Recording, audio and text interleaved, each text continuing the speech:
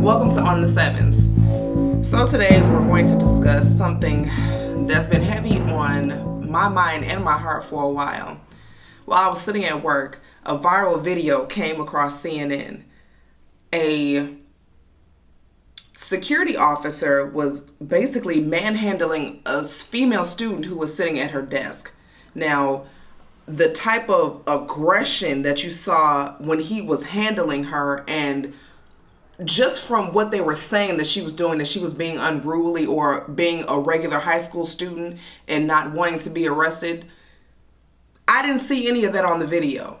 All I saw was an adult male take this female student who was still seated and flip her backwards on the ground, and then again and then push her forward toward the teacher.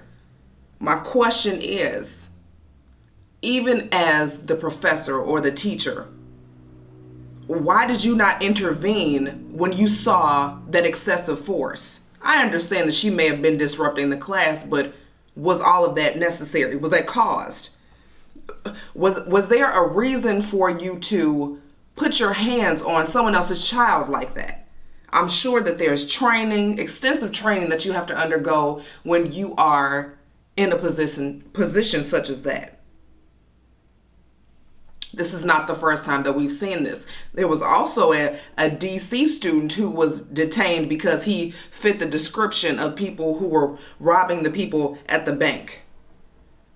We see this every day. There's an Eric Garner, there's a Trayvon Martin, there's someone who is being killed by either police officers or someone that is of the Caucasian race. By no means am I sitting here saying Black Panther, let's, be NWA and fuck the police and everybody else who's, of Caucasian descent. I'm saying that we need to get our community back and understand that if we don't do something, we are going to lose our children in our community at a rapid rate. When is enough going to be enough? At this point, I have two young men that I'm raising. And I am afraid for them to go to high school. If I can't send my children to high school, what can I do from this point?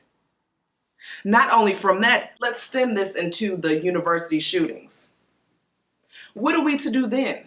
As parents, you want to send your children off to get a higher education so they can get a better profession and be in a better economic situation.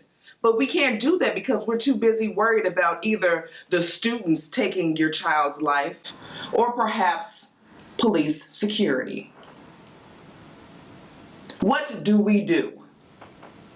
What do we do? Do you beef up security at the university? Do you make sure that people, in order for them to enter the campus, that they have to have some type of security card? It should be built into the tuition. You're paying $15,000, $28,000 a year. What can that go toward? Toward keeping your children safe. Why not? Let's keep them safe enough so we know when they are no longer in our presence that they will be okay. From this point, I want you to watch the news and think of the children that you see on there as your own. What would you do in that situation? Let's not take this situation so lightly and say, oh, well, it can't happen to us, or, oh, it's not happening in Chicago. It's not happening in my suburb. It could happen to you. It could be your child at that time. I think about that all the time. What can I do? I can intervene. You can continue to take video with your cell phones. This is the same thing that's been happening for years. Why do you think NWA, Tupac, and all those other rap artists were talking about it in their songs? Because it's real. It's what's going on. We're just seeing it now even more so because we have the technology to put other people abreast of what's going on. So before you turn your head and say it's not my child, or I'm not going to worry about it, it's not me, just remember, it could be you. Till next time, Ellimac J on the 7's. Join the convo.